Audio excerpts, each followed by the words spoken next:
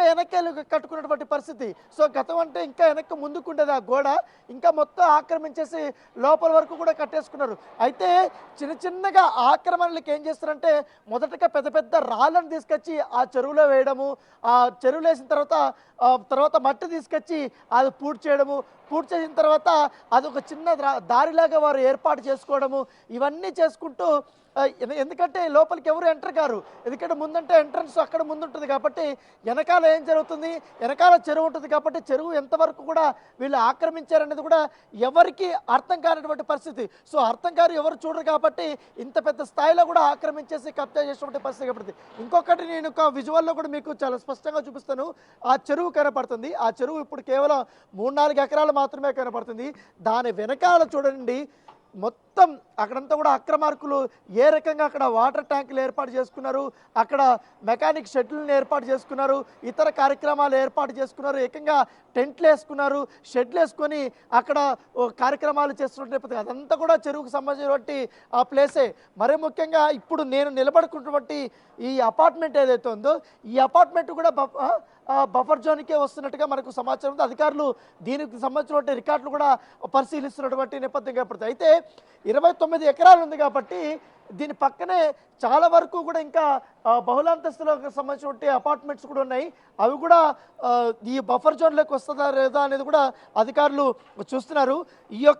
ఈ చెరువు పక్కనే ఈ యశోద హాస్పిటల్ ఉంది. అత్యంత ఖరీదైనటువంటి యశోద హాస్పిటల్ కూడా మనం చూస్తున్నాం. ఇది కూడా కొంతవరకు కూడా వచ్చే అవకాశం ఉందనేసి కూడా అధికారుల దృష్టికి వెళ్ళింది. ఎందుకంటే ఈ బఫర్ జోన్ అనేది కొంచెం ముందుకుంటుంది, ఎఫ్టీఎల్ జోన్ అనేది కొంచెం ముందుకుంటుంది కాబట్టి అది కూడా వచ్చే అవకాశాలను కూడా తెస్తుంది. ఇప్పటికే దీని పక్కన ఈ చెరువు పక్కన ఇప్పుడు పెద్ద పెద్ద అపార్ట్మెంట్లు ఇవన్నీ కూడా వెళ్తాయి. సో ఆల్మోస్ట్ వీటికి కూడా ఈ బఫర్ జోన్ కూడా వచ్చినట్టుగా మనకు సమాచారం అందుతుంది. వీరికి కూడా తొందరలోనే నోటీసులు కూడా జారీ చేస్తారు. ఎందుకంటే వీళ్ళు కొంచెం చెరువుకు కొంచెం దూరంలో ఉన్నారు, అంటే ఎవరు చెరువు లోపల కట్టుకోలేకపోయారు. కానీ నాగార్జున విషయానికి వస్తే మాత్రం అలా కాదు, ఏకంగా చెరువు లోపలికి వచ్చేసాడు, చెరువు లోపల మొత్తం మట్టేసాడు, వేసిన తర్వాత ఏకంగా పెద్ద కన్వెన్షన్ కట్టేసి రోజు యొక్క ప్రోగ్రామ్ కనీసం ఆయన అప్పట్లో ఆ కన్వెన్షన్ ఇట్లా పూర్తి స్థాయిలో మంచిగా ఉన్నప్పుడు బుక్ చేసుకోవాలంటే 4 రోజులు పట్టేది. 4 రోజులు వెయిట్ చేసి ఆ డేట్లు ఇస్తే అప్పుడు కార్యక్రమాలు ఏర్పాటు చేసుకుని అంత డిమాండ్ అంతగా ఉండేది. ఎందుకంటే మళ్ళీ దాని ఫీజు కూడా మామూలు ఏదో లక్షల్లో ఉండేది కాదు, కోట్ల రూపాయల్లో ఉండేది. సో అంతంత కాస్ట్లీ ఉన్నటువంటి ప్లేసు. కానీ ఆయన మాత్రం మంచిగా దాదాపు 12 సంవత్సరాల వరకు యథేచ్ఛగా కూడా అక్రమార్జన సంపాదించుకున్నారు. ఇప్పుడు ఇంతవరకు కూల్చేస్తారు. దాదాపు ఉదయం నుంచి కూడా ఈ గవర్నమెంట్ అధికారులు చాలా కష్టపడుతున్నారు. బుల్డోజర్ తీసుకొచ్చారు, ప్రొక్లైనర్ తీసుకొచ్చారు, అవన్నీ తీసుకొచ్చి కట్టర్స్తో తీసుకొచ్చి కట్ చేశారు, అవంతా చేస్తారు. వాళ్ళకందరికీ కూడా ఇప్పుడు ప్రభుత్వమే పే చేయాల్సిన పరిస్థితి. అయితే సోషల్ మీడియాలో ఎప్పుడైతే రేవంత్ రెడ్డి సర్కారు కన్వెన్షన్ కూల్చేస్తున్నారని బిగ్ టీవీలో మనం బ్రేకింగ్ వేసాము, సోషల్ మీడియా వేదికగా అందరూ కూడా మెచ్చుకుంటారు. ఇన్ని రోజులు అక్రమంగా సంపాదించిన నాగార్జున ఈ స్క్రాప్ అంతా కూడా తరలించే బాధ్యత కూడా ఆయన తీసుకోవాలి. ఈ గవర్నమెంట్ ఎంప్లాయీస్కి అంతా కూడా ఆయనకి ఎంతవరకు ఈ యొక్క కాస్ట్ అయిందో కూడా అంతా వారికి చెల్లించాలి అనేది, దాంతోపాటు దీంతో సంపాదించినంతా కూడా ఆయన మొత్తం కట్టాలి గవర్నమెంట్కి అనేది కూడా డిమాండ్ వినిపిస్తున్నటువంటి ఆ నేపథ్యం అయితే ఏర్పడుతుంది. మరొక ఆసక్తికరమైనటువంటి విషయం ఏంటంటే ఇప్పుడు నేను విజువల్లో చూపిస్తాను. ఇక్కడ ఒక ప్రొక్లైనర్ ఉంది, బుల్డోజర్ ఉంది, జేసీబీ కూడా తీసుకొస్తున్నారు. ఇక్కడ ఒక దారి కూడా వేసుకున్నారు, అదంతా చెరువుకు సంబంధించింది. దారి వేసుకుని ఆ కొండ ప్రాంతానికి ఉన్న ప్లేస్ వెళ్ళడానికి అంత దూరం వరకు కూడా వీళ్ళు వేసుకున్నారు. అంటే ఇటువైపు ఇంకొక రహదారిని ఏర్పాటు చేసుకున్నారు. ఇలా రహదారి ఏర్పాటు చేసుకోవడం వల్ల ఏమవుతుందంటే ఇప్పుడు మనం విజువల్లో చూస్తున్నటువంటి ఈ చెట్టు ఉన్నటువంటి ప్రాంతము, అలాగే అక్కడ వాటర్ ట్యాంకులు అవన్నీ కూడా ఏర్పాటు చేసుకున్నారు కదా, అక్కడ వాటర్ స్టోరేజ్ అంతా ఈ ప్రాంతం అంతా కూడా అఫిషియల్ అయిపోతుంది. అప్పుడు వీళ్ళందరూ కూడా అపార్ట్మెంట్లు కట్టుకోవడానికి వీళ్ళన్ని ప్రయత్నాలు కూడా రెడీ చేసుకున్నారు. ఆల్రెడీ షెడ్లు కూడా వేసేసుకున్నారు. సో అంతా ఆక్రమించేసుకున్నారు. సో చెరువులో కట్టేసుకున్నారు అంతా. వాళ్ళందరినీ కూడా ఇప్పుడు పూర్తిగా రేపు మధ్యాహ్నం లోపల ఇదంతా ఇప్పుడు ఇంత చెట్లు మొత్తం కట్టడాలు కనపడతాయి. రేపు ఉండే అవకాశాలు ఉన్నట్టుగా మనకు సమాచారం అందుతుంది. అవన్నీ కూడా కూల్చివేసే అవకాశం ఉంది. మరోవైపు కొంచెం ఆ చెరువుకు వెనకాల ఉన్నటువంటి ప్లేస్లో అది ఒక పెద్ద గ్రౌండ్ లాగా ఉండేది. అక్కడ అప్పట్లో గత 10 సంవత్సరాలకు ముందు పెద్ద ఎత్తున గ్రౌండ్లో క్రికెట్ కూడా ఆడుకునే వాళ్ళు. సో అవంతా కూడా ఇక్కడ ఎక్కువ క్రికెట్ ఆడుకుంటున్నారనేసి కూడా అప్పట్లో ఒక బడా నేత తెలంగాణ రాష్ట్రం వచ్చిన తర్వాత ఒక బీఆర్ఎస్ సంబంధించిన నేత అప్పుడు ఆయన కొన్ని టెంట్లు వేపించి కొన్ని కబ్జాలు చేసినట్టుగా అప్పుడు ఆరోపణలు వచ్చి పెద్ద ఎత్తున మీడియాలో కూడా కథనాలు వచ్చాయి. దానిపైన కేసులు కూడా నడుస్తున్నాయి. అది ఒక దీంట్లో ఉంది. ఇప్పుడు అటువైపు అంతా కూడా ఇప్పుడు వాణిజ్యపరమైనటువంటి ప్లేస్ అంతా కూడా తయారైపోయింది కాబట్టి ఆ ప్లేస్ అంతా కూడా పూర్తిగా ఖాళీ చేపించేసి మొత్తం కూడా అవన్నీ కూడా కూల్ చేస్తారన్నట్టుగా మనకు సమాచారం ఉంది. ఈ కూల్ చేసిన తర్వాత ఇంత పెద్ద ప్లేస్, ఎందుకంటే ఎటువైపు చూసినా ఐటీ కంపెనీలు అన్ని మల్టీనేషనల్ కంపెనీస్ ఉన్నాయి. ఈ ప్లేస్లో ఒక చెరువు ఉందనేసి కూడా ఎవరికి పెద్దగా ఐడియా లేదు. ఎవరో లోపలికి వచ్చి చూసే అంతవరకు కూడా ఇక్కడ ఒక చెరువు ఉందని కూడా ఐడియా ఉండదు. కాబట్టి ఇప్పుడంతా ఇక్కడ క్లీన్ చేపించేసి ఈ గుర్రపటక అంతా చూపించేసి ఈ మొత్తం అంతా దీన్ని బ్యూటిఫికేషన్ చేయాలనే ఉద్దేశంతో కూడా ప్రభుత్వం ఉన్నట్టుగా మనకు సమాచారం ఉంది. జిహెచ్ఎంసీ అధికారులు పూర్తిగా ఈ యొక్క చెరువుకు సంబంధించిన ల్యాండ్ అంతా ఆధీనంలోకి తీసుకున్న తర్వాత ఆ బ్యూటిఫికేషన్ సంబంధించిన పనులు కూడా ప్రారంభమవుతాయి. ఆ ప్రారంభమైన తర్వాత మొత్తం వాకింగ్ జాగింగ్ ట్రాక్లు కానీ సాయంత్రం ఒక పార్కులకు కానీ మంచిగా ఒక థీమ్ పార్క్ని కూడా ఏర్పాటు చేయబోతున్నట్టుగా మనకు సమాచారం ఉంది చుట్టుపక్కల. సో దీనివల్ల ఇది ఒక మంచి టూరిజం స్పాట్గా కూడా ఉండే అవకాశం ఉన్నట్టుగా సమాచారం ఉంటుంది. సో అధికారులు మాత్రం ఈ ప్లేస్ అంతా కూడా చాలా కట్టుదిట్టం చేశారు.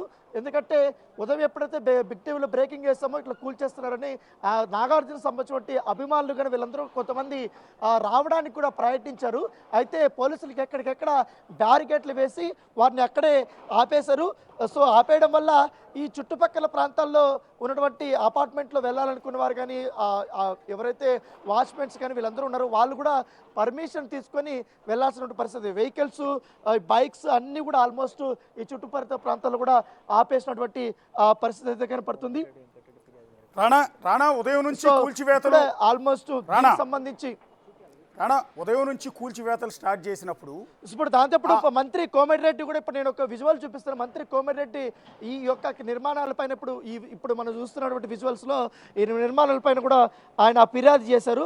ఆ ఫిర్యాదు మేరకు ఇప్పుడు వీటి కూడా డిమాలేషన్ చేయబోతున్నట్టుగా మనకు సమాచారం ఉంది. అఫీషియల్గా కోమటిరెడ్డి వెంకటరెడ్డి రంగనాథ్ గారికి ప్రత్యేకంగా కూడా ఆయన ఒక మెసేజ్ పెట్టాడు. ఒక లెటర్ కూడా నేను చాలా క్లియర్గా చూస్తున్నాను ఇప్పుడే. ఎందుకంటే ఎన్కన్వెన్షన్ ఎట్లా కూడా మీరు చర్యలు తీసుకున్నారు కాబట్టి దాని పక్కన ఉన్నటువంటి అన్ని అక్రమ నిర్మాణాలు కూడా మీరు వెంటనే కూల్చేయండి అంటూ కూడా ఆయన పెట్టినటువంటి పరిస్థితి కనపడుతుంది. దాని సారాంశాన్ని కూడా నేను చాలా స్పష్టంగా మనకు ఇక్కడ కనపడుతుంది. డిఆర్ రంగనాథ్ గారు అనేసి కూడా ఆయన రాసి ఆయన అఫీషియల్ లెటర్ ఈ యొక్క ఫిర్యాదు ఒక రాష్ట్ర మంత్రి ప్రభుత్వంలో ఉన్నటువంటి మంత్రి ఈ యొక్క అక్రమ కట్టడాలు కూర్చామనేసి కూడా అఫీషియల్గా ఈ ఫిర్యాదు చేసినటువంటి సంఘటన. గతంలో ఏ మంత్రి కానీ ఏ ఎమ్మెల్యే కానీ ఏ ఎంపీ కానీ కనీసం సాహసించలేదు. కనీసం కేటీఆర్ని కలవడం కానీ లేకపోతే కేసీఆర్ని కలిసి ఇక్కడ అక్రమ కట్టడాలు వెలిసాయి మీరు చర్యలు తీసుకునేది కూడా చెప్పినటువంటి పాపాన పోలేదు. ఎందుకంటే చాలా డీటెయిల్గా చెప్పారు ఆయన. కొన్ని అంశాలను కూడా పెట్టడం జరిగింది. ముఖ్యంగా ఈస్ట్ సైడ్ ఉన్నటువంటి తమ్మిడికుంట కానామేటు విలేజ్ షేర్లింగంపల్లి మండలంలో ఉన్నటువంటి ఈ ప్లేస్లో విచ్ ఈస్ క్లియర్ ఎన్క్రోచ్మెంట్ అనేది కూడా రాయడం జరిగింది. It is also represented that this structure is built with in the FTL ఏరియాకి వస్తుంది అనేసి క్లియర్గా చెప్పడం జరిగింది. దాంతోపాటు protected by raised raining to wall towards the tank water side. అంటే ఇప్పుడు నేను విజువల్లో చూపించాను కూడా అక్కడంతా కూడా వాటర్ ట్యాంకులు కానీ ఇవన్నీ కూడా ఏర్పాటు చేసుకున్నారు. వాళ్ళు అక్రమంగా కూడా ఇది కూడా ఆయన రాయడం జరిగింది. దాంతోపాటు దీనివల్ల ఈ original ground level reducing the water spread area of the కుంట అంటూ కూడా ఈ వాటర్ ఎక్కువ ఈ ప్లేస్కి అంతా రావడానికి ఇబ్బంది అవుతుందనేసి కూడా ఆయన రావడం జరిగింది. దాంతోపాటు ఈ ఎఫ్టీఎల్ మ్యాప్లో చూసుకున్నా కూడా ఈ ప్రాంతం అంతా కూడా ఈ చెరువు కిందకే వస్తుంది అనేసి కూడా ఆయన రావడం జరిగింది. ఇదంతా కూడా ఎన్క్రోచ్ చేశారని కూడా చెప్పారు. ఎన్కన్వెన్షన్ ఏ రకంగా కూల్చేస్తారో ఈ బఫర్ జోన్ సంబంధించిన బౌండరీస్ అంతా కూడా ఎన్క్లోజ్డ్ ఉన్నాయి కాబట్టి వాటిపైన కంపల్సరీ కూడా మీరు చర్యలు తీసుకుని అంటూ కూడా ఆయన రాసడం జరిగింది. దాంతోపాటు ఈ లెటర్తో పాటు ఎఫ్టీఎల్ పరిధిలోకి వచ్చినప్పుడు ఎంతవరకు ఉంది ల్యాండ్ దానికి సంబంధించిన ఫైల్ను కూడా ఆయన సెండ్ చేసినట్టుగా చాలా క్లియర్గా చెప్పారు. దాంతోపాటు ఈ గూగుల్ ఎర్త్ మ్యాప్ను కూడా ఆయన అటాచ్ చేసి రంగనాథ్కి మెయిల్ చేసినట్టుగా తెలుస్తుంది. ప్రత్యేకంగా కూడా ఆయన ఫిర్యాదు కూడా చేసినటువంటి పరిస్థితి కనపడుతుంది. సో ఇది అఫీషియల్గా. సో మనం ఇందాకే అనుకున్నాము ఈ అపార్ట్మెంట్లు కానీ ఇవి కానీ ఖచ్చితంగా కూల్చేస్తారని. ఇప్పుడు అఫీషియల్గా కూడా ఆయన కూడా ఫిర్యాదు చేస్తారు కాబట్టి ఇవంతా కూడా పూర్తిగా మనకు ఈరోజు సాయంత్రం లోపల ఇవన్నీ కూల్చేసే అవకాశాలు ఉన్నట్టుగా మనకు సమాచారం అందుతుంది. సో మొత్తం ఇది చాలా పెద్ద కాస్ట్లీ ఏరియా. ఏకంగా అంటే ఇప్పుడు మీ చెట్లు కనబడుతున్న ప్లేస్లో ఆల్రెడీ వేరే వాళ్ళకి అమ్మేసినట్టుగా మనకు సమాచారం ఉంది. దాదాపు కోట్లాది రూపాయలకి అమ్మేసినట్టుగా తెలుస్తుంది. దీని వెనకాల గత ప్రభుత్వంలో పనిచేసినటువంటి ఒక బడా రాజకీయ నేతగా ఉన్నట్టుగా మనకు సమాచారం ఉంది. ఆయన వెనకుండి తన మనుషులు ముందు పెట్టి ఈ రకమైనటువంటి పనులను చేపించినట్టుగా మనకు సమాచారం అవుతుంది. అశోక్ గారు, రాణా, ఇప్పుడు ఉదయం నుంచి కూడా హైడ్రా బుల్డోజర్లు ప్రొక్లైనర్లు వెళ్ళి కూల్చేస్తున్న సందర్భంలో ఎన్కన్వెన్షన్కి సంబంధించిన సిబ్బంది కానీ నాగార్జున కానీ ఏమైనా దాన్ని అపోజ్ చేయటం కానీ దాని మీద రియాక్ట్ అవ్వటం కానీ ఏమైనా ఉందా? అంటే ముందుగానే నాగార్జునకి ఇన్ఫర్మేషన్ ఇచ్చారా? ఇది అక్రమ కట్టడం కాబట్టి కూల్చివేతకు వస్తున్నామని ముందుగా ఏమైనా సమాచారం ఇచ్చారా? ఎస్ 2 రోజుల ముందే 3 రోజుల ముందే అధికారులు అఫీషియల్గా ఇక్కడ, ఎందుకంటే ఫిర్యాదు వచ్చిన తర్వాత ఇది నిజంగానే ఎంతవరకు బఫర్ జోన్లోకి వచ్చింది, ఎంతవరకు చెరువు వీళ్ళు ఆక్రమించారనేది కూడా అధికారులు ఇన్స్పెక్షన్కి వచ్చారు. ఇన్స్పెక్షన్కి వచ్చినప్పుడు ఇక్కడ ఎన్కన్వెన్షన్ సంబంధించినటువంటి మేనేజర్స్ ఎవరవుతున్నారో ఆ మేనేజర్స్ను కూడా కలిశారు. కలిసిన తర్వాత మళ్ళీ స్థానికంగా ఉన్నటువంటి వాళ్ళందరితో కూడా కలిసిన తర్వాత వాళ్ళ దగ్గర ఇన్ఫర్మేషన్ అంతా తీసుకొని రంగనాథ్ గారికి చెప్పడము, తర్వాత వాళ్ళ టీం అంతా కూడా దీన్ని పూర్తి స్థాయిలో అన్ని డిపార్ట్మెంట్ల నుంచి కూడా దీని రికార్డులు అంతా కూడా తెప్పించుకోవడం. రికార్డులు తెప్పించిన తర్వాత చెరువు నిజంగానే మామూలుగా అనుకున్నారు అందరూ ఆయన కేవలం 1 ఎకరా మాత్రమే కబ్జా చేసుంటారనేసి చాలా వరకు గత ప్రభుత్వంలో కూడా అందరూ అనుకున్నారు. కాకపోతే 4 ఎకరాల పైచిలకు వరకు కూడా ఆయన ఆక్రమించేశారు. లోపలంతా కూడా మొత్తం లోపలికి వచ్చేసాడు. చెరువులంతా కూడా పూడ్చే కార్యక్రమాలు కూడా చేస్తున్నారనేసి కూడా అధికారులకు ప్రత్యేకంగా తెలిసింది. దాని తగ్గట్టుగా అవన్నీ చూసుకున్న తర్వాత ఈ రికార్డు పరిశీలించిన తర్వాత మొన్న వచ్చి అఫీషియల్గా అధికారులు ఇక్కడ ఉన్నటువంటి వీళ్ళకి నోటీసులు ఇచ్చారు. నోటీసులు ఇచ్చి నాగార్జున కూడా ఇన్ఫర్మేషన్ ఇచ్చినట్టుగా సమాచారం ఉంది. మీరు 2-3 రోజుల్లో మేము దీన్ని డిమాలేషన్ చేయదలుచుకుంటాం, మీకు సంబంధించి ఏమన్నా థింగ్స్ ఉంటే తీసుకుపోమని కూడా చెప్పినట్టు తెలుసు. అయితే నిన్న పొద్దుటి నుంచి కూడా ఈ ఎన్కన్వెన్షన్ సంబంధించి లోపల ఉన్నటువంటి ఫర్నిచర్స్, విలువైనటువంటి అన్ని థింగ్స్ అంతా కూడా తరలించినట్టుగా మనకు సమాచారం ఉంది. తరలించిన తర్వాత అఫీషియల్గా అధికారులు వచ్చారు. మొత్తం ఇప్పుడు కూల్చేసినటువంటి పరిస్థితి కనపడుతుంది. అశోక్ గారు, ఆల్రెడీ లోపల ఉన్న ఫర్నిచర్ మొత్తం నాగార్జున తరలించారు. అంటే కూల్చివేతకి ప్రిపేర్ అయి ఉన్నాడు. ఆల్రెడీ ప్రిపేర్ అయిపోయారు. అన్ని ఆల్మోస్ట్ అందరూ తీసుకున్న చాలా వరకు కూడా పనులు జరుగుతున్నాయి. ఎందుకంటే ఉదయం కూడా కొంతవరకు ఇక్కడ కొంచెం కొన్ని మిగిలిపోయినటువంటి అన్నీ కూడా తీసుకురావడానికి ప్రయత్నించారు. అప్పుడు 5:30కి అట్లా ఈ హైడ్రా అధికారులు ఈ ప్రొక్లైనర్తో, బుల్డోజర్లతో, జేసీబీలతో ఇక్కడ ఎంటర్ అవ్వడం, పెద్ద పెద్ద పోలీసులు అందరూ కూడా ఎంటర్ అవ్వడంతో కొంతవరకు మాత్రం అక్కడే పెట్టేస్తారు.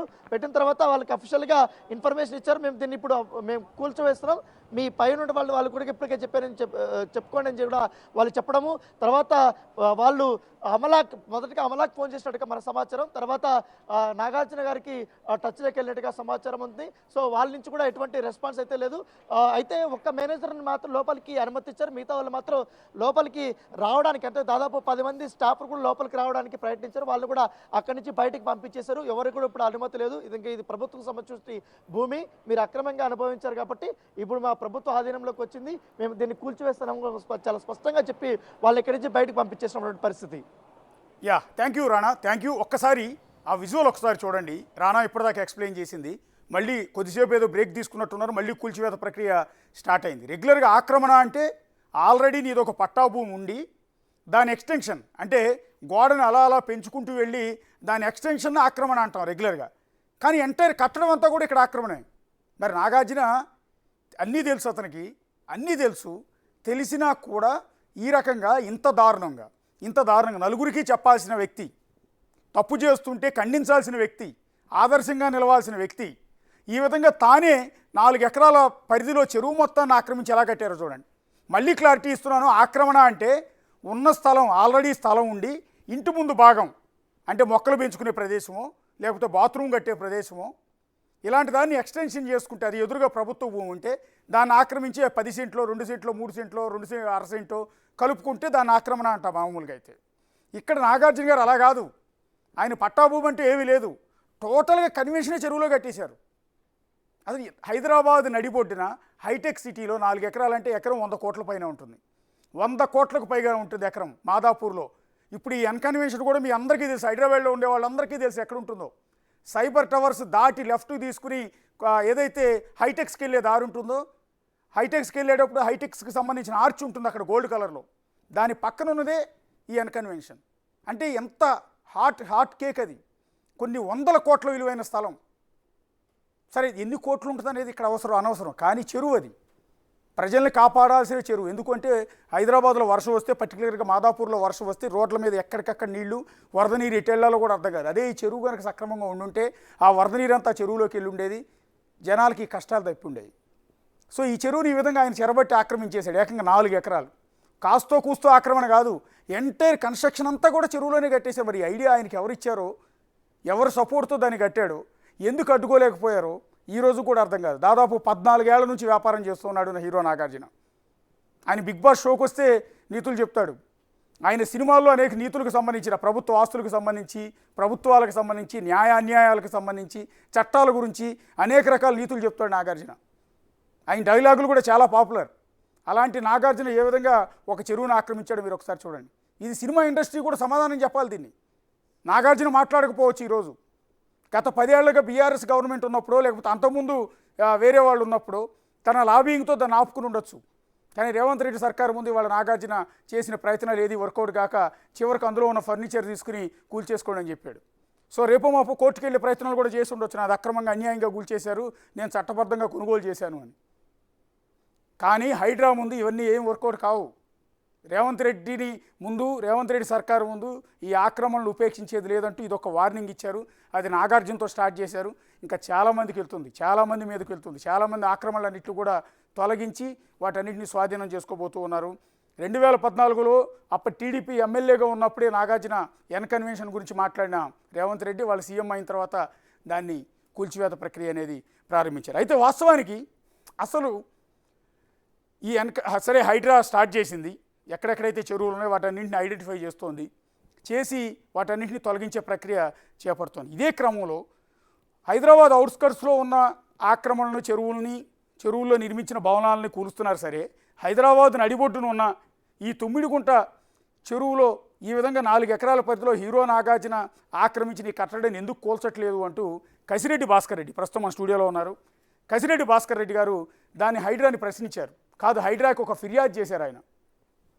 అక్కడ ఇక్కడ కూల్చడం కాదు, హైదరాబాద్ నడిబొడ్డులో ఈ చెరువును ఆక్రమించి దీన్ని చెరబట్టి ఈ విధంగా నిర్మించిన నాగార్జున కన్స్ట్రక్షన్ కనుక మీరు కూల్చగలిగితే మిగిలిన వాళ్ళందరికీ ఒక భయం వస్తుంది.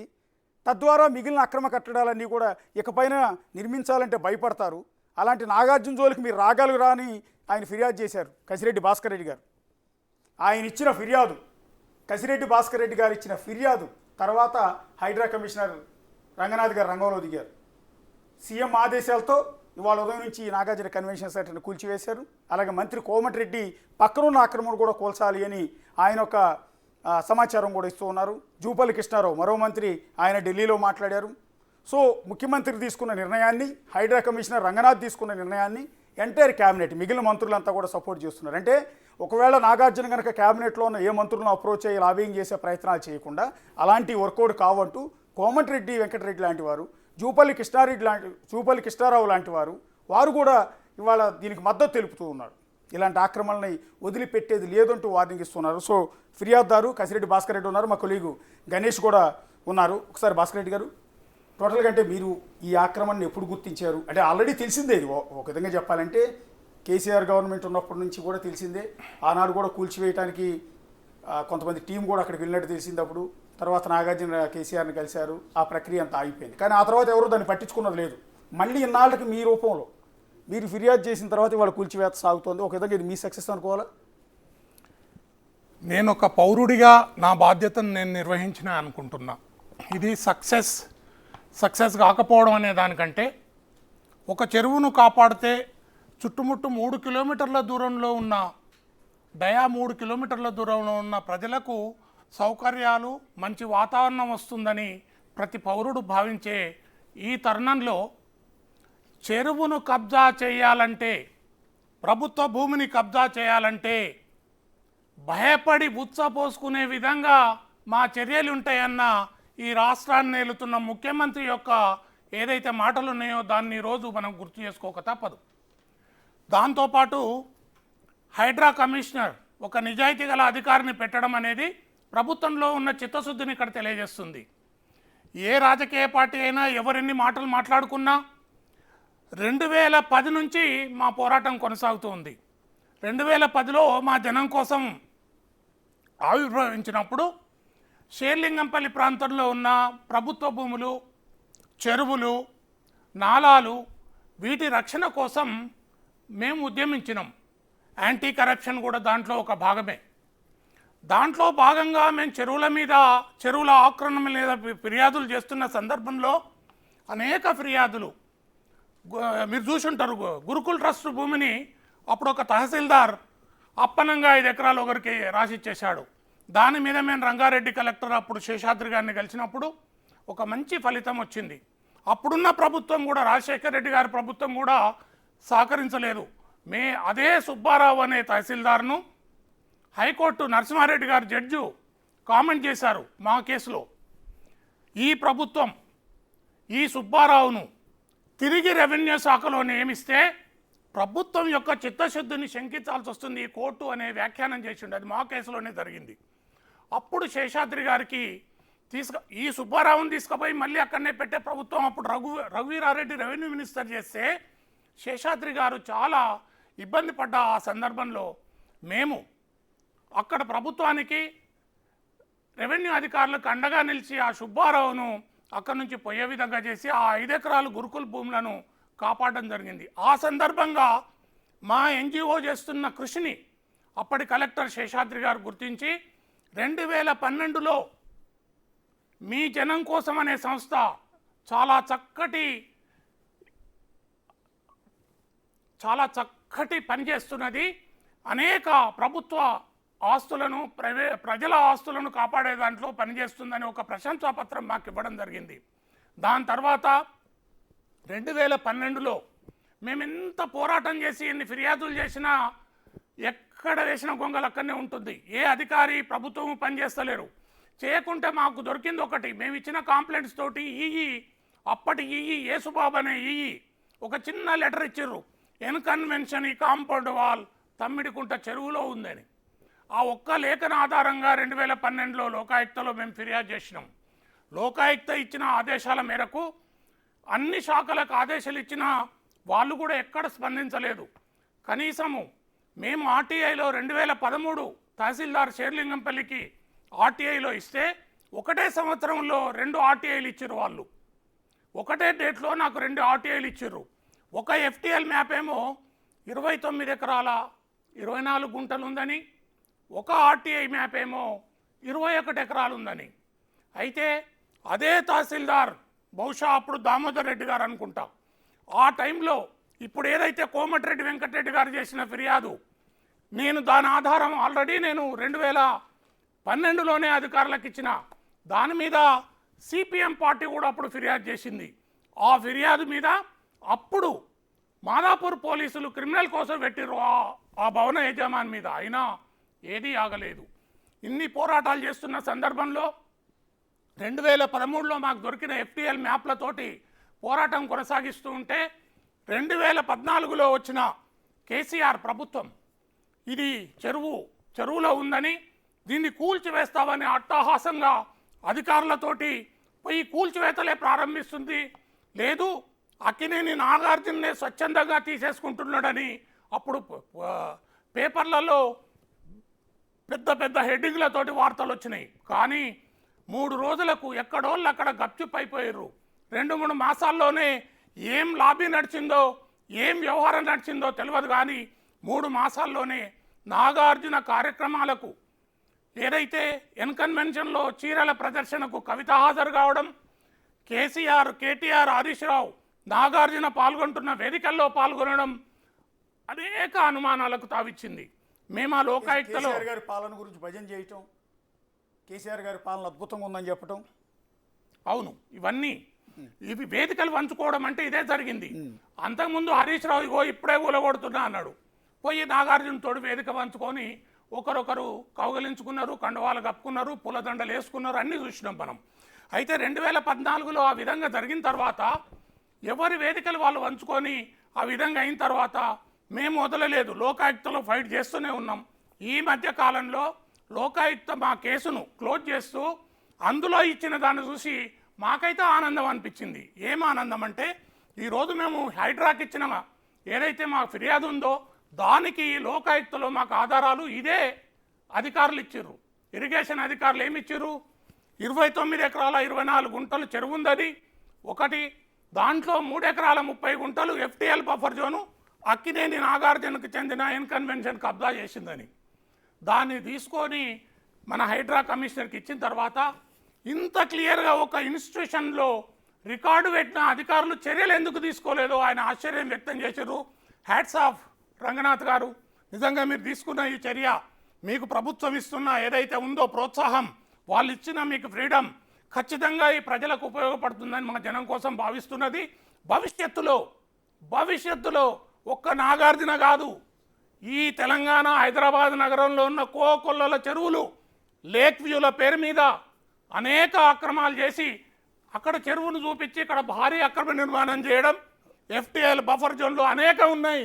భవిష్యత్తులో ఇది ఛాలెంజ్ చేస్తున్నాం. ప్రభుత్వం ఇదే విధంగా ఉండాలి. ఆ హైడ్రా సంస్థ ఏమాత్రం వెనుకంజ వేయకూడదు. ఎవరో ఒకరో ఇద్దరో మాట్లాడిన దాన్ని పట్టించుకొని, ముఖ్యంగా ఇక్కడ అది ఏ రాజకీయ పార్టీ అయినా చెరువుల గురించి మాట్లాడే అర్హత వాళ్ళకు లేదు. ఎందుకంటే ఒక్కో చెరువులో ఒక్కొక్క రాజకీయ పార్టీ నాయకుడు అందులో కబ్జా చేసి కూర్చున్నాడు. ఖచ్చితంగా భవిష్యత్తులో ఏ రాజకీయ పార్టీ, నేను ఒకటే సూచన చేయదలుచుకున్న ఈ రాజకీయ పార్టీలకు, దయచేసి మీరెంత తక్కువ మాట్లాడితే అంత మంచిది.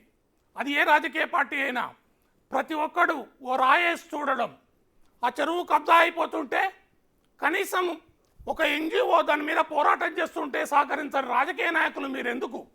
మీ రాజకీయ పార్టీలు, మీ ఉపన్యాసాలు, మీ నీతులు గంగలో కలిసిపోయినాయి.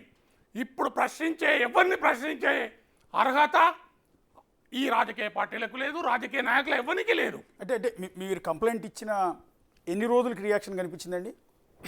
20వ తారీఖు నాడు రంగనాథ్ గారిని కలిసినాం. ఈ 20వ తేదీ మొన్న 20. ఓకే. ఈరోజు డిమాలిషింగ్ 24 రోజులు. 4 రోజులల్లా ఇది మీరు గత 2010 నుంచి ఫైట్ చేస్తున్నారు కదా, జనం కోసం ఆర్గనైజేషన్ అనేది స్టార్ట్ చేసి ఈ కబ్జా గురైన చెరువుల మీద 14 ఏళ్ళుగా ఫైట్ చేస్తున్నారు. 4 రోజుల్లో ఇంత భారీ కట్టడాన్ని కూలుస్తారు ఖచ్చితంగా అని మీరు కల్లో అయినా ఊహించారా? మేము ఒక అధికారి దగ్గరికి పోతే మమ్మల్ని ఒక విచిత్రంగా చూసేవాళ్ళు. మేము ఒక రాజకీయ నాయకుని దగ్గరకు పోతే నువ్వేంద్ర ఇంత మొండోడ ఇట్లా పట్టుకున్నాం అనేవాళ్ళు.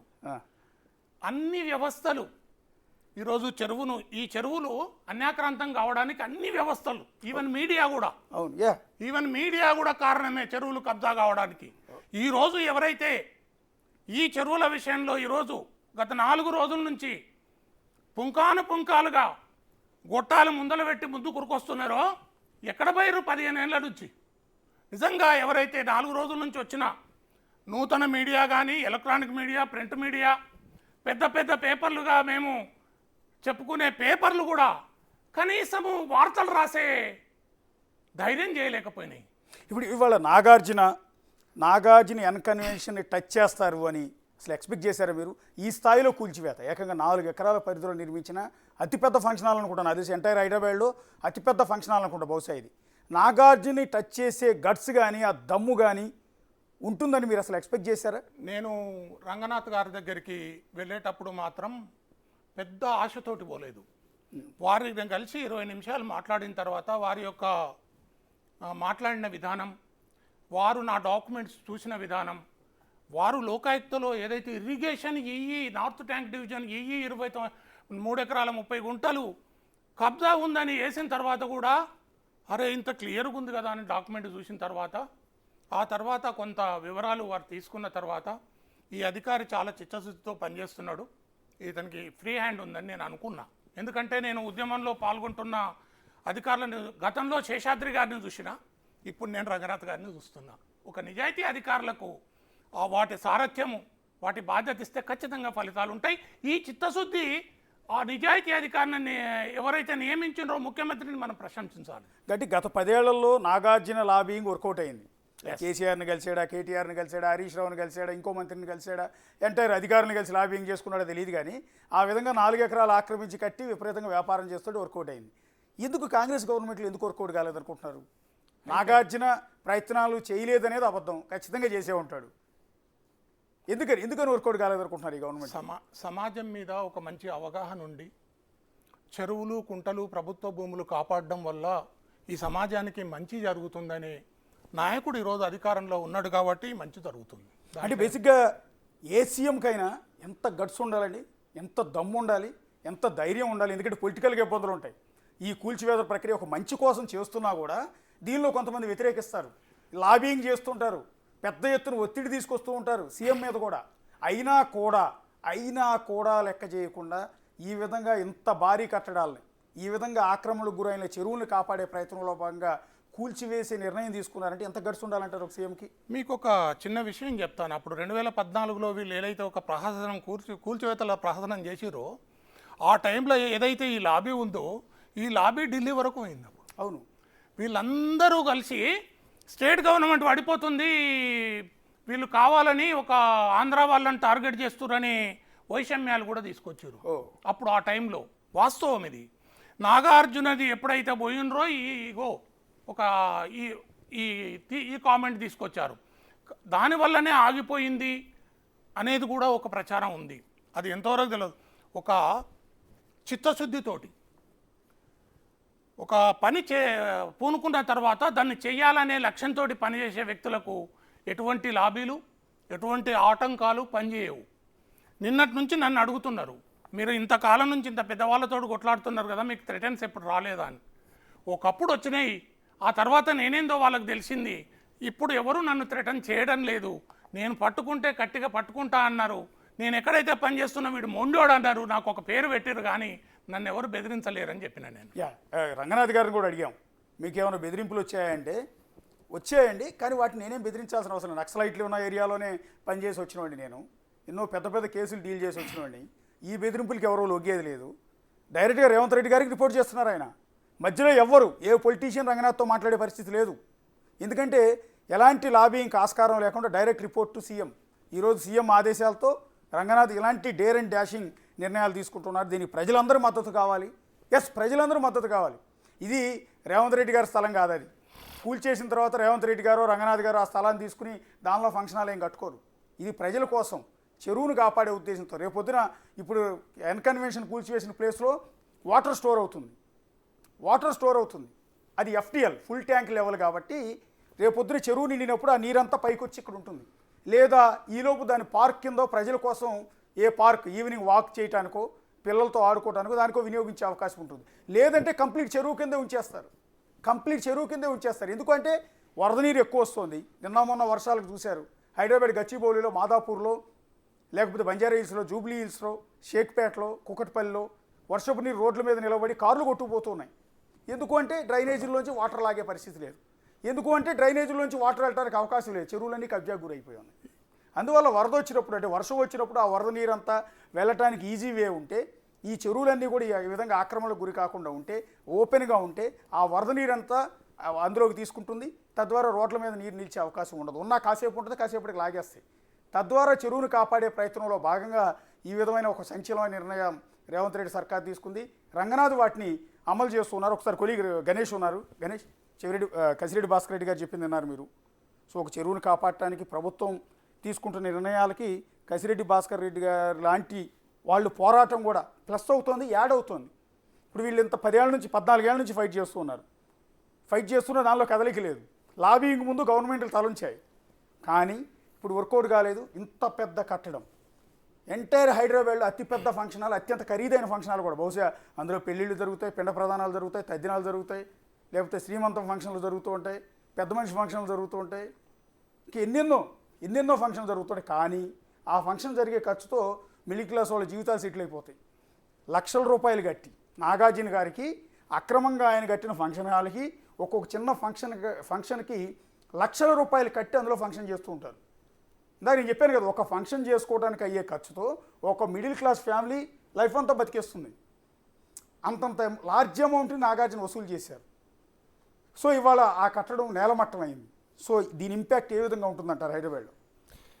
మీరు చెప్పినట్టు పూర్తిగా, అంటే మనకు ఒక సామెత ఒకటి ఉంటుంది, అంటే యథా రాజా తదా ప్రజ. కానీ ఇప్పుడు యథా రాజా తదా అధికారులు. ప్రభుత్వం ఏదైతే ఆలోచన చేస్తుందో ఆలోచనకు అనుగుణంగానే ఆ అధికారులు యాక్షన్ ఉంటుంది. దానికి సంబంధించిన ఒక ఏదైతే గ్రౌండ్ లెవెల్ ఉంటుందో దాన్నే మనం ఇప్పుడు ఎన్కన్వెన్షన్లో జరుగుతున్న యాక్షన్గా మనం చూడాలి.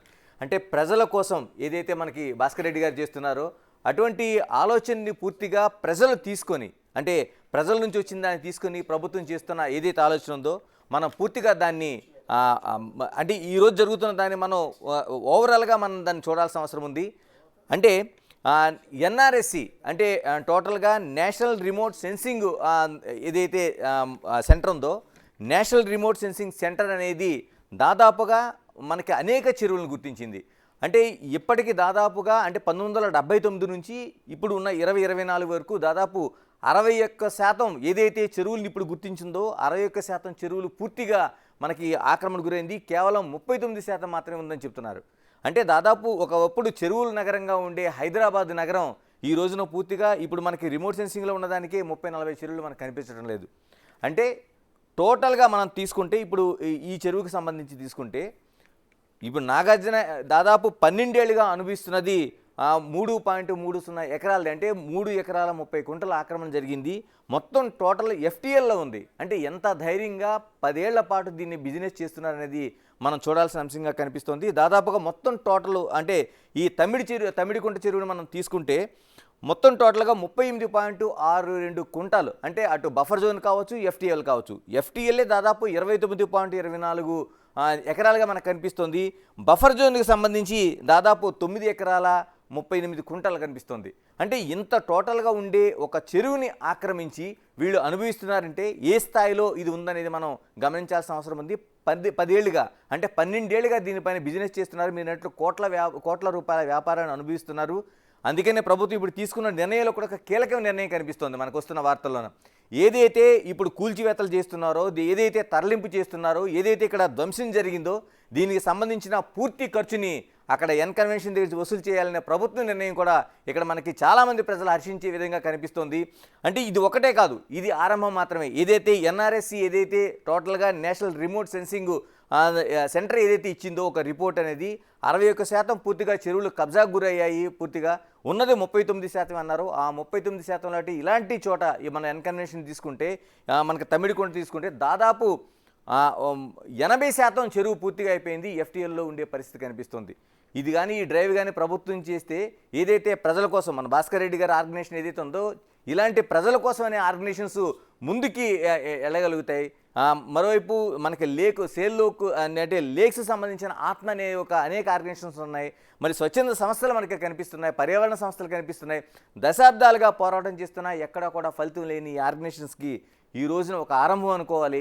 ఇక్కడ రేవంత్ సర్కారు అటు కాంగ్రెస్ సర్కారు తీసుకున్న నిర్ణయం, దీనికి సంబంధించి హైడ్రా చేస్తున్న ఏదైతే ఒక ప్రయత్నం ఉందో ఈ ప్రయత్నం ఆరంభంగానే చూడాలి. ఇది కానీ ఇలాగ వెళ్తే ఏదైతే అర్బన్ ఫ్లడ్డింగ్ ముప్పు, అంటే మనం బెంగళూరు లాంటి చోట అర్బన్ ఫ్లడ్డింగ్ ముప్పు చూస్తున్నాం. ఇప్పుడు హైదరాబాద్కి అది పొంచి ఉంది. కేవలం 6.5 సెంటీమీటర్ల వర్షపాతం కురిస్తే హైదరాబాద్ నగరం మునిగిపోతుంది. ఎక్కడికెక్కడ అంటే లెకిడికా పూల్ స్విమ్మింగ్ పూల్ అయిపోయే పరిస్థితి మనకు కనిపిస్తుంది. వీటన్నింటికీ చెక్ చెప్పడం కోసం పర్యావరణ పరిరక్షణే కాదు, అర్బన్ ఫ్లడ్డింగ్ భవిష్యత్తులో మనం చూస్తున్నాం. ఆ కేరళలో వచ్చిన వరదలు చూసాం, లేకపోతే ఉత్తరాఖండ్లో చూసాం, ఇలాంటి అనేక సంస్థలది చూసుకున్నాం. అంటే ఖచ్చితంగా జనం కోసం, అంటే ఏదైతే జనం కోసం ప్రభుత్వం పనిచేస్తుందో అలాంటి ప్రయత్నాలన్నింటిలో భాగంగా ఇది ఆరంభంగానే మనం చూడాలి. ఇక్కడ ఏదైతే తమ్మిడికుంట చెరువు ఉందో ఇక్కడ నుంచి ప్రారంభమైన ప్రయత్నం ఇది పూర్తిగా ఏదైతే రిమోట్ సెన్సింగ్ దాంట్లో సెంటర్ గుర్తించిన ప్రధానంగా 30 చెరువులను గుర్తించారు వాళ్ళు సిటీలో. 30 చెరువులు అంటే 200 చెరువులు ఉన్నాయి. చాలా వరకు మాయమైపోయినాయి. అనేక మంది రాజకీయ నాయకులు కావచ్చు, అధికార బడాబాబులు కావచ్చు, వాళ్ళ విల్లాస్ కావచ్చు, లేకపోతే కన్వెన్షన్స్ కావచ్చు, వ్యాపారాలు కావచ్చు జరుగుతున్నాయి. కానీ ఇప్పుడు జరుగుతున్నది ఈ 30 చెరువులు, ప్రధానంగా హైడ్రా గుర్తించిన 30 చెరువులు నేషనల్ రిమోట్ సెన్సింగ్ సెంటర్ ఏదైతే ఇచ్చిందో ఆ గణాంకాల ప్రకారం జరుగుతుంది. కాబట్టి నిజంగానే ఇప్పుడు ఏదైతే ఫిర్యాదు ఉందో ప్రజల కోసం, ఆ ఫిర్యాదు ప్రజల కోసమే అమలు జరుగుతుంది. ఇది ఆరంభం మాత్రమే మనం చెప్పాలి. అంటే బేసిక్గా ఆక్రమణ అంటే ఇందాక నుంచి అదే చెప్తున్నాం. జనాలందరికీ కూడా అర్థం కావాల్సింది ఏంటంటే ఆక్రమణ అంటే నాగార్జున తన భూమిలో ఫంక్షన్ హాల్ కట్టి బయట ఎక్స్టెన్షన్ ఉంటుంది, ఏ కార్లు పార్కింగో లేకపోతే బయట వచ్చిన గెస్టులు తినడానికి కావాల్సిన గుడారాలు వేస్తుంటారే ఆ ప్లేస్నేమో ఆక్రమించారేమో, అంటే ఉన్న పరిధి దాటి కొద్దిగా చెరువులోకి వచ్చి ఉంటాడేమో బండరాళ్ళు వేసి అని అనుకుంటున్నారు. కానీ ఎంటైర్ ఫంక్షన్ హాల్, మనం ఇప్పుడు లైవ్లో చూస్తున్న ఫంక్షన్ హాల్ ఏదైతే కూలుస్తున్నారో మొత్తం ఆక్రమణేనట్టు కదా. ఎంటైర్ ఫంక్షన్ హాల్తో పాటు పక్కకున్న నిర్మాణాలు ఇప్పుడు కోమటిరెడ్డి వెంకటరెడ్డి గారు ఇచ్చింది ఏంది? మా దగ్గర మేము ఇచ్చిన ఆధారాలల్లా క్రిమినల్ కేసులు రెవెన్యూ వాళ్ళు పెట్టినవి ఉన్నాయి. అక్కడ పక్కవి కూడా బిల్డింగ్లు అపార్ట్మెంట్లు కట్టిన దాంట్లో మీద క్రిమినల్ కేసులు పెట్టారు. ఇదే రెవెన్యూ, ఇదే పోలీసు వాళ్ళు. ఒక ఎంటైర్ ఫంక్షన్ హాలే కాదు, ఫంక్షన్ హాల్ పక్కకున్నాయి మొత్తం బిల్డింగులు కూడా అందులోకి వస్తాయి. ఈ ఇంతకుముందు మిత్రులు చూపించారు, మీ దాంట్లో చూపించినట్టు అటు పక్కకి ఏదైతే మట్టి పోసి అవన్నీ స్క్రాప్ దుకాణాలు అవన్నీ కూడా అక్కడనే వస్తాయి, కొత్తగా వచ్చినాయి. ఇంకో విషయం, చెరువు నిండిన తర్వాత బఫర్ జోన్ ఏంది తమ్మిడికుంటుంది అంటే శిల్పారామం శిల్పకళా వేదిక మాత్రమే బఫర్ జోన్. ఇంకో విచిత్రమైనది, ప్రభుత్వం కూడా చేసిన తప్పులున్నాయి. ఆ శిల్పారామం శిల్పకళా వేదికలకు ఈ తమ్మిడి చెరువులో పార్కింగ్కి ఇచ్చారు. ఎంత విచిత్రమైంది. ప్రభుత్వమే కబ్జాదారు అవుతుంది అనేక చోట్ల, అనేక చెరువుల్లో. ప్రభుత్వం దగ్గర చిత్తశుద్ధి ఉంటే ఇటువంటి అధికారులు ఈరోజు చక్కగా పనిచేయగలుగుతారు, ఎంక్రోచ్మెంట్స్ని తీసేయగలుగుతారు. ఇది మనం ఇక్కడ స్క్రీన్ మీద చూడొచ్చండి, వాల్ మీద చూసినా కూడా ఇది లైవ్, ఇది ప్రస్తుతం లైవ్ జరుగుతున్న దృశ్యాలు మీరు చెప్పిందే. ఒకసారి శిల్పారామం పార్కింగ్ ఆ పక్కన ఎక్కడో కనపడుతోంది, అది హైటెక్స్ కనపడుతోంది. ఇక ఈ పక్క రోడ్డు వేసారు ఏకంగా చెరువు మధ్యలోంచి. గణేష్ మీరు కూడా ఒకసారి చూడండి, ఏకంగా నాగార్జున కన్వెన్షన్ ముందు నుంచి మిగిలిన కట్టడాలు ఉన్నాయి. కేవలం నాగార్జున ఒక్కటి కాదు, ఇక్కడ మనం డిస్కస్ చేయాల్సింది ఏంటంటే వాళ్ళు కూల్చింది నాగార్జునకి సంబంధించిన కన్వెన్షన్, అది కాకుండా పక్కన బోల్డెన్ నిర్మాణాలు ఉన్నాయి. మీకు కనిపిస్తున్నాయి చూడండి, అది చెరువు మధ్యలో నీళ్లు కనిపిస్తున్నాయి కదా, నీళ్లు గుర్రపు డెక్క కనిపిస్తున్నది చెరువు. కానీ ఆ పక్కన కట్టడాలు ఉన్నది కూడా ఒకప్పుడు చెరువే.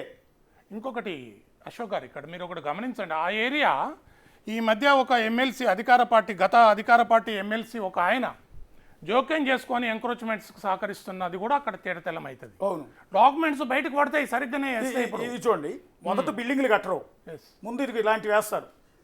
ఇలా అప్పుడు పోలీస్ వెహికల్ పెట్టుంది, ఆ పక్కన చిన్న చిన్న ఐరన్ షీట్స్ వేసారే ఇలాంటివి వేస్తారు. లేదా చిన్న చిన్న గుడిసె వేస్తారు, ఆ గుడిసెను మళ్ళీ ఎక్స్టెండ్ చేస్తారు, ఆ గుడిసెకి ఎక్స్టెన్షన్ ఇంకోటి వస్తుంది, ఆ తర్వాత మెల్లగా స్లాబ్ వేస్తారు. ఇప్పుడు ఇవి ఉన్నాయి కదా, అవును, దాని పక్క కొంచెం అవతలకి వెళ్తే కొద్దిగా వితిన్ ఒక 1000 మీటర్స్ అక్కడ ఒక చిన్న కుంటు ఉండాల్సింది, దీన్ని లింక్ అంటారు. ఇది నిండినప్పుడు వాటర్ అటు పోయిన తర్వాత అక్కడ పోతుంది, మళ్ళీ మేడికుంట పోతుంది. అవును, ఇవన్నీ చూస్తే ఈ గొలుసు కట్లు. అవును, టీఆర్ఎస్ ప్రభుత్వం ఏం చెప్పింది తన మేనిఫెస్టోలో, ఎన్నికల నినాదంలోనే మేము గొలుసు కట్టు చెరువులను కాపాడుతామన్నది. సర్వనాశనం చెరువులు 60 ఏళ్ళల్లో కానీ 10 ఏళ్ళ చెరువులు సర్వనాశనం టీఆర్ఎస్ గవర్నమెంట్లోనే అయినాయి. ఇదిగో మన కెమెరామెన్ కూడా చూపిస్తున్నాడు, ఒకసారి చూడండి స్పాట్లో. ఇదిగో ఇక్కడ ఒక క్రికెట్ గ్రౌండ్ ఉండేదంట, ఇందా మా కొలీగ్ రాణా చెప్తూ ఉన్నాడు, పిల్లలందరూ వెళ్ళి క్రికెట్ ఆడేవాళ్ళంట. దాని మీద ఒక పొలిటీషియన్ కన్నుబడిందంట, కన్నుబడి దాన్ని ఆక్రమించి అక్కడ గుడిసెలు వేయించాడు, మెల్లగా దాన్ని కబ్జాలు చేశాడు. ఇవన్నీ తొలగించాల్సిన వాటర్ ట్యాంకర్లు, వాటర్ సప్లై కూడా ఇక్కడ నుంచే చేస్తున్నారు. సో మొత్తం ఆక్రమించి ఈ విధంగా నాగార్జునతో మొదలైంది, నాగార్జున లాంటి ఆక్రమించాడు, మనం ఎందుకు ఆక్రమించకూడదు అని పోటీలు పడి మొత్తం చెరువు మొత్తాన్ని ఈ విధంగా ఆక్రమిస్తే ఇంకా వరద నీరు ఎక్కడ స్టోర్ అవుద్ది? ఈ సందర్భంగా తెలంగాణ ప్రజలకు ఈ బిగ్ టీవీ ద్వారా ఒక సూచన చేయదలుచుకున్నా. నేను ఇండ్లల్లో కూర్చొని టీవీ ముందర కూర్చొని మేము ఎన్ని ఫిర్యాదులు చేసినా ఎవడు పట్టించుకుంటలేడు అని ఊకదంపుడు ఉపన్యాసాలు ఇచ్చే ఈ ప్రజలకు, ఎన్జిఓలకు అందరికీ ఈ సందర్భంగా పిలిపిస్తున్నా, మీరు ఫిర్యాదులు చేయండి, స్పందించే ప్రభుత్వం ఉంది, నాయకుడు ఉన్నాడు, స్పందించే హైడ్రా ఉంది, ఖచ్చితంగా మీరు ఫిర్యాదు చేయండి, ఫలితం ఉంటుంది. మన చెరువులను, మన ప్రభుత్వ భూములను, మన నాలాలను, మన గొలుసుకట్టు చెరువులను, మన తాతల ముత్తాతల నాటి చెరువులను కూడా మనం కాపాడే ఒక అవకాశం, మంచి అవకాశం వచ్చింది. దీన్ని సద్వినియోగం చేసుకోవాలని మా జనం కోసం పిలిపిస్తుంది. ఒక్కసారి మ్యాప్లో చూద్దాం. ఇప్పుడు ప్రత్యక్షంగా కూల్చివేత దగ్గర నుంచి లైవ్ చూసాం. అసలు వాస్తవంగా గూగుల్ మ్యాప్ ప్రకారం, అంటే గూగుల్ ఎర్త్లో మనకి ఏ విధంగా చెరువు కనిపిస్తుంది, నాగార్జున ఎన్కన్వెన్షన్ ఏ విధంగా ఆక్రమించి చెరువును కట్టింది అనేది మీకు ఇక్కడ క్లియర్ పిక్చర్ కనిపిస్తుంది. ఇదిగో చూడండి గణేష్, ఒకసారి మీరు కూడా ఎక్స్ప్లెయిన్ చేయండి. ఒక్కసారి ఇది చెరువు పరిధి చూడండి, మీరు చెరువు చూస్తే ఈ పచ్చగా ఉన్నది మొత్తం చెరువు. అవును, పూర్తిగా FTL లో ఉంది. ఇది మొత్తం చెరువు. ఇక్కడ అంటే ఈ చెరువు ఎక్కడ వరకు ఉందంటే 100% చెరువులోనే ఉంది. ఇదండి, ఇది మొత్తం చెరువే. వాస్తవానికి మనకి గ్రీనరీ కనిపిస్తుంది, కొంత వాటర్ స్టోర్ అయ్యి ఉంది, మిగిలినంతా గ్రీనరీ కనిపిస్తుంది. ఇది మాత్రమే చెరువు అనుకుంటాం, ఇది మాత్రమే చెరువు కాదు, ఇది మాత్రమే చెరువు కాదు. దీని చుట్టుపక్కల నిర్మాణాలు ఏవైతే చేశారో ఇదంతా కూడా చెరువే. వాస్తవానికి ఇది మొత్తం చెరువు. ఇక్కడ నుంచి మొదలు పెడితే అతిపెద్ద చెరువు. ఇందాక భాస్కర్ రెడ్డి గారు చెప్పినట్టు ఈ చెరువు నిండిన తర్వాత ఈ నీరెళ్ళి నిండటానికి పక్కన ఇంకొక చెరువు ఉంది, గొలుసుకట్టు చెరువులు అంటారు హైదరాబాద్లో. ఆనాడు ఎన్నో వందల ఏళ్ల నుంచే ఈ గొలుసుకట్టు చెరువుల్ని అప్పట్లో వ్యవసాయం కోసం కావచ్చు, వేరే పర్పస్ కోసం కావచ్చు, తాగునీటి కోసం కావచ్చు, అన్నిటి కోసం గొలుసుకట్టు చెరువులు నిర్మించారు. ఒక చెరువు నీడితే ఇంకో చెరువులోకి వెళ్తుంది, ఇంకో చెరువు నీడితే ఇంకో చెరువులోకి వెళ్ళేటట్టు. అసలు ఆ రెండో చెరువు ఏమైపోయిందో తెలియదు. సరే, ఈ చెరువుని ఎట్లా కబ్జా చేశారు చూడండి. ఇది మొత్తం చెరువు. ఈ చెరువు ఇది ఇక్కడ దాకా ఉంది, ఇక్కడ వరకు ఉంది. ఆల్మోస్ట్ ఇది ఎఫ్టీఎల్ పరిధి. అదంతా ఎఫ్టీఎల్. ఎఫ్టీఎల్ వీటి మీద క్రిమినల్ కేసులు బుక్ చేశారు. యా, ఇదంతా ఎఫ్టీఎల్ పరిధి. అయితే ఇదిగో నాగార్జున గారిది. ఇప్పుడు మనం డిస్కషన్, ఇప్పుడు కూలుస్తున్న నాగార్జున గారి అన్కన్వెన్షన్ ఎక్కడ కట్టాడో చూడండి. చెరువు ఏమో ఇక్కడ దాకా ఉంది, మీరు దృశ్యాల్లో చూస్తే చెరువు ఇక్కడ దాకా ఉంది. కానీ నాగార్జున గారి కన్వెన్షన్ సెంటరు ఏకంగా చెరువు మధ్యలో ఉంది. ఒక్కొక్కసారి బ్యాక్ నాగార్జున గారి కన్వెన్షన్ సెంటరు ఏకంగా చెరువు మధ్యలో ఉంది. చెరువు పక్కన ఎర్జిని ఆక్రమించి కట్టడం కాదు, డైరెక్ట్గా చెరువు మధ్యలో కట్టాడు ఆ దేవుడు. ఇదిగో చూడండి, ఇదంతా చెరువే. అంటే దాదాపు ఇక్కడ 29 ఎకరాల 24 కుంటలు కేవలం ఎఫ్టీఎల్. ఇది ఏదైతే చూపించారో నాగార్జున ఎన్కన్వెన్షన్ దగ్గర నుంచి 29 ఎకరాల 24 కుంటాలు అనేది మొత్తం ఎఫ్టీఎల్.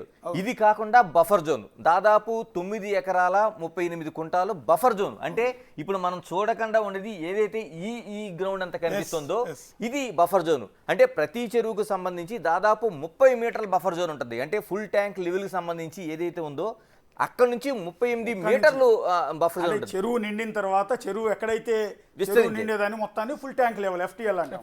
అది దాటి అంటే ఇంకా ఎక్స్టెన్షన్, చెరువు ఎక్స్టెన్షన్ దాన్ని బఫర్ జోన్ అంటారు. Buffer zone. ఆ బఫర్ జోన్ 30 మీటర్ల 3 మీటర్లు 30 మీటర్లు ఉండాల్సిన అవసరం ఉంది. అంటే అది లెక్కల ప్రకారం చూస్తే ఓన్లీ మనం ఇక్కడ ఉన్న తమ్మిడికుంట చెరువుకు సంబంధించి 9 ఎకరాల 38 కుంటాలు ఓన్లీ బఫర్ జోనే ఉంది వాళ్ళకి. ఎక్కడుంది బఫర్ జోన్? బఫర్ జోన్ కనిపించడం లేదు, బఫర్ జోన్ లేదు, ఎఫ్టీఎల్ లేదు. ఇప్పుడు నాగార్జున గారి గురించి డిస్కస్ చేద్దాం. సరే, మిగిలిన కన్స్ట్రక్షన్స్ జోలికి తర్వాత వెళ్దాం. నాగార్జున గారి కన్వెన్షన్ సెంటర్ ఎక్కడ కట్టారు చూశారు కదా. సినిమాల్లో రెగ్యులర్గా మనందరికీ నీతులు చెప్పే విలన్ని 100 మంది విలన్లు ఒకేసారి ఒంటి చేతితో చితగ్గొట్టేసే, తప్పుడు పనులు చేసే విలన్స్ని గల్లా పట్టుకుని తీసుకెళ్లి జైల్లో పడేసే పోలీస్ అధికారిగా, లేకపోతే వాళ్ళని కంట్రోల్ చేసే ఆఫీసర్గా, రకరకాల పాత్రలో జీవించే నాగార్జున గారు చేసే నిర్వాహకం ఏంటంటే ఈ విధంగా చెరువు మొత్తాన్ని చెరువు మధ్యలో కట్టాడు. చెరువు ఎడ్జ్లో కూడా కాదు, చెరువు మధ్యలో ఈ ఎన్కన్వెన్షన్ మొత్తాన్ని కట్టాడు. మీకు గోడ కనపడుతుంది కదా, ఈ విధంగా చెరబట్టి చెరువు మొత్తాన్ని పెద్ద పెద్ద బండరాళ్ళు తీసుకొచ్చి ఈ విధంగా పూడ్చి అడ్డంగా గోడ కట్టి ఈ విధంగా ఎన్కన్వెన్షన్ పెట్టి దానిలో కోట్లాది రూపాయలు వ్యాపారం చేస్తున్నారు మన హీరో గారు. నెక్స్ట్ మ్యాప్ ఒకసారి చూద్దాం. ఒక్క నిమిషం. ఇక్కడ ఒక విషయం ఏంటంటే హీరోయిజం తోటి సినిమాలల్లో చాలా చెప్పిండు ఆయన డైలాగులు. మరి ఇప్పుడు ఆయనను అభిమానించే లక్షలాది మంది అభిమానులు ఉన్నారు కదా, కనీసం ఇప్పుడు స్పోర్టివ్గా ముందుకొచ్చి నేను తప్పు చేసినా మీరెవరు తప్పు చేయకండి, కనీసం తెలంగాణ ప్రజలకు క్షమాపణ చెప్పాల్సిన, హైదరాబాద్ ప్రజలకన్నా కనీసం నాగార్జున క్షమాపణ చెప్పాల్సిన అవసరం ఉంది. అంటే ఆయన ఏమంటాడంటే శివ సినిమాలో నేను చైన్ లాగాను, అన్నమయ్య సినిమాలో వెంకటేశ్వర స్వామికి పూజలు చేశాను, లేకపోతే బిగ్ బాస్లో మీకు అందరికీ కూడా రకరకాల ఎంటర్టైన్మెంట్ ఇస్తున్నాను, ఆ మాత్రం చెరువుని పూడ్చుకునే అధికారం నాకు లేదా అంటాడు ఆయన. నాకు ఆ మాత్రం హక్కు లేదంటండి, నేను మా నాన్నగారు హైదరాబాద్లో 50 ఏళ్ళు 60 ఏళ్ళ నుంచి ఉన్నాం మేము, ఆ మాత్రం ఒక చెరువును కూడా పూడ్చుకునే హక్కు మాకు లేదా అంటాడు ఆయన. ఇగో చూడండి, ఇందాక మ్యాప్ చూసాం. నెక్స్ట్ ఒరిజినల్ మ్యాప్ చూడండి. ఒరిజినల్ మ్యాప్లో ఇది తుమ్మిడికుంట అనేది తమ్మిడికుంట అనేది సర్వే నంబర్ 36లో ఉంది. ఇది మొత్తం సర్వే నంబర్ 36 నంబర్ సర్వే ఎక్కడ దాకా ఉందో చూడండి. దాదాపు ఇందాక గణేష్ చెప్పింది మీరు 29 ఎకరాల 24 కుంటాలు 24 కుంటలు ఉంది. ఈ 36 సర్వే నంబర్ 36 మొత్తం 30 సర్వే నంబర్ 36లో 29 ఎకరాల పైన ఉంది. ఈ ఎకరాల్లో మీకు ఈ సర్వే నంబర్ 36 మొత్తాన్ని ఆక్రమించి నాగార్జున గారు ఫంక్షన్ హాల్ ఇది ఇక్కడ కట్టారు. ఇది కనపడుతుంది కదా కన్వెన్షన్, ఇదంతా కూడా కట్టాడు. ఇది 11/2 సర్వే అనేది దాని పక్కన ఆనుకుని ఉంది. సో దానిలోంచి మొదలుపెట్టి సర్వే నంబర్ 36 వరకు వెళ్ళిపోయి వ్యాపించి విస్తరించి ఈ రకంగా మొత్తం చెరువు మొత్తాన్ని పూర్తి చేశారు. ఇక నెక్స్ట్ ఈ సర్వే నంబర్ 37 ఉంది, 38 ఉంది. సో ఇక్కడ 39 ఉన్నట్టుంది, ఇక్కడ 35 ఉంది, 34 ఉంది. ఇదంతా కూడా మీకు మెస్లాగా కనిపిస్తుంది. ఇదంతా ఎఫ్టీఎల్ పరిధి, అంటే ఫుల్ ట్యాంక్ లెవెల్. వరద నీరు వచ్చినప్పుడు చెరువు నిండాల్సింది. అంటే చెరువు ఎక్కడ దాకా ఉండేదంటే ఇదిగో ఈ 37 సర్వే నెంబర్ దాకా, 38 దాకా, ఇక 68 దాకా, ఇటు 35, 34 ఇక్కడ దాకా మొత్తం ఇదంతా ఫుల్ ట్యాంక్ లెవెల్. అంటే చెరువులోకి వరద నీరు వచ్చినప్పుడు చెరువు నిండే భాగం ఇదంతా. ఇక్కడ నాగార్జున గారు ఇగో ఈ రెడ్ బాక్స్ కనిపిస్తుంది కదా, నాగార్జున గారు అంటే మన హీరో గారు, మన బిగ్ బాస్ ఆక్రమించి కట్టిన ఎన్కన్వెన్షన్ ఇది. 3 ఎకరాల 30 కుంటలు 3 ఎకరాల 30 కుంటల్లో కట్టాడు అది.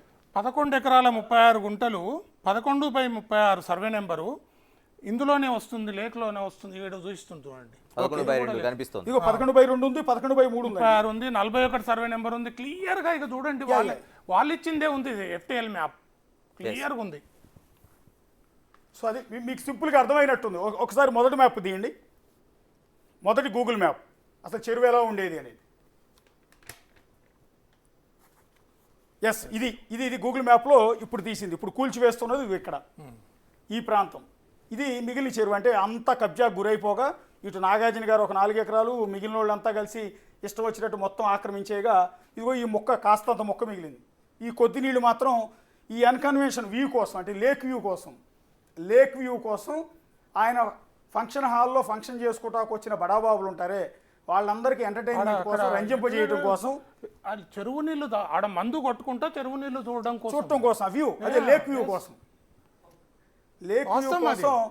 ఆయన దీన్ని వాడుకుంటూ ఉన్నారు ఆ నీటిని. అంటే చెరువు కూడా ఆయన కిందే ఉంది. ఒక విధంగా చెప్పాలి అంటే చెరువు కూడా నాగార్జున గారి కిందే ఉంది. అశోక్, ఇక్కడ కీలకంగా మనం గుర్తించాల్సింది ఏంటంటే దాదాపు 29.24 కుంటల ఏదైతే FTL ఉందో ఈ FTL దాదాపు 23 ఎకరాల ప్రభుత్వ భూమి. అది ఎక్కడా కూడా ఎవరి దగ్గర కొన్న భూమి కాదు, పోనీ పట్టా భూమి కాదు. పట్టా భూమి ఉంటే 6 ఎకరాలు మాత్రమే కనిపిస్తుంది. అంటే ప్రభుత్వ భూమిని 3 ఎకరాల 30 కుంటలను పూర్తిగా ఆక్రమించి ఒక హీరో దానిపైన పూర్తిగా ఈ సుమారు 4 ఎకరాల్లోన ఒక ఎన్కన్వెన్షన్ హాల్ని పెద్దగా కట్టి మిగతాది అంటే ఓన్లీ ఇప్పుడు మన కట్టడాల వరకే చూస్తున్నాం 3.3. కరెక్ట్. మిగతాదంతా ఉంది. అంటే వాళ్ళ వెహికల్ పార్కింగ్ కావచ్చు, లేకపోతే రోడ్లు కావచ్చు, మిగతా ఒక హట్స్ కావచ్చు, ఇలాంటివన్నీ తాత్కాలికంగా ఉండే నిర్మాణాలు అనేకం చేసి ఉంచారు.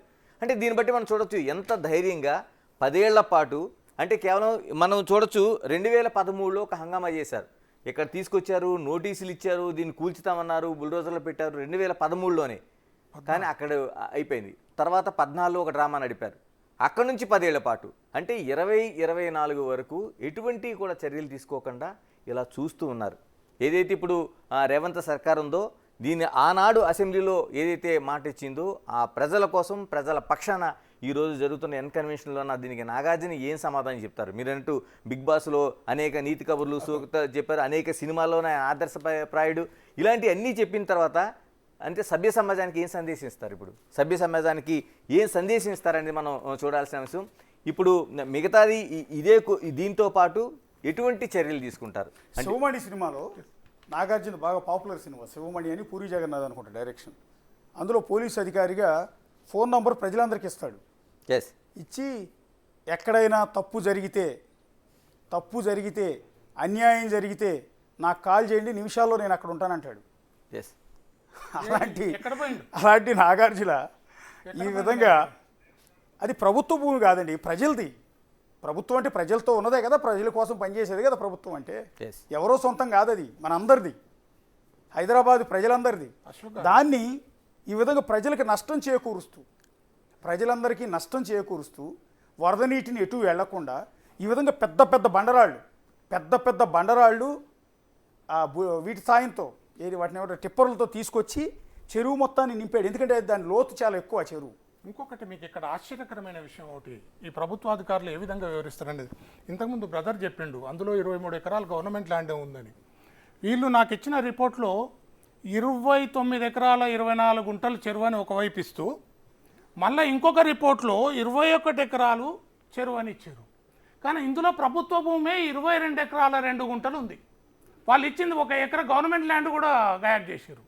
ఎంత దారుణం అంటే వాళ్ళది కాదు, అదే అధికారికి వాళ్ళ ఇంటి దగ్గర ఒక గజం భూమి పోతే సుప్రీంకోర్టు వరకు వెళ్ళి కొట్లాడతాడు. కానీ ఇది ప్రభుత్వ భూమి, ప్రజలది, కాపాడాలనే ప్రజల దగ్గర జీతం తీసుకుంటున్నామనే ఆలోచన ఈ అధికారుల్లో రావాలి.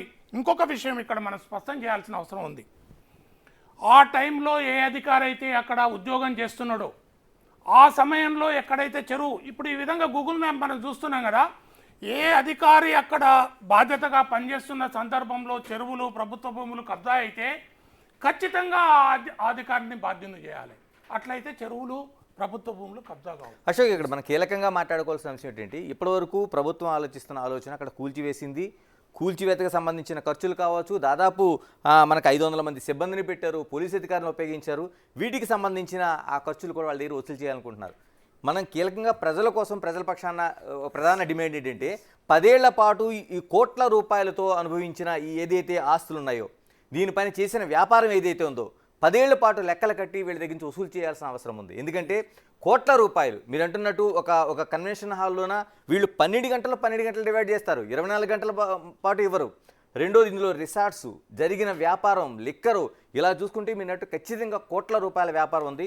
10 ఏళ్ల పాటు జరిగింది. మనం 12 ఏళ్ల పాటు నాగార్జున గారు కన్స్ట్రక్షన్లో ఒక 2 సంవత్సరాలు తీసేద్దాం. మనం 10 ఏళ్ల పాటు జరిగిన వ్యాపారానికి సంబంధించిన కోట్ల రూపాయల వ్యాపారం ఏదైతే ఉందో దానికి సంబంధించిన పూర్తిగా ఆ ప్రభుత్వం దాన్ని రికవరీ చేయాలి, దాన్ని ప్రజలకి ఇచ్చేలాగా ఒక డిమాండ్ అయితే ప్రధానంగా మనం తీసుకోవాల్సిన అవసరం అయితే కనిపిస్తుంది. ఒక్క నిమిషం భాస్కర్ రెడ్డి గారు, ఒక్క నిమిషం, ఒక చిన్న బ్రేక్ తీసుకుందాం. బ్రేక్ తర్వాత అక్కడ కేటీఆర్ మహిళా కమిషన్ ముందు హాజరయ్యారు. అక్కడ కొంత బీఆర్ఎస్ కార్యకర్తలంతా కూడా హడావిడి చేస్తున్నారు. ఒక్కసారి అది చూసి బ్రేక్ తీసుకున్న తర్వాత మళ్ళీ నాగార్జున కన్వెన్షన్ కూల్చివేత ఏ విధంగా సాగుతోంది, దీనిలో జరిగిన అక్రమాలు ఏంటి, మన డిబేట్లో చందు యాదవ్ గారు సిపిఎం నేత పార్టిసిపేట్ చేస్తారు, అట్లాగే కృష్ణ గారు. ఈ చెరువుల్ని కాపాడే ప్రయత్నంలో భాస్కర్ రెడ్డి గారి మాదిరిగా ఎంతోమంది పోరాటం చేస్తున్నారు. అందులో చందు యాదవ్ ఒకరు.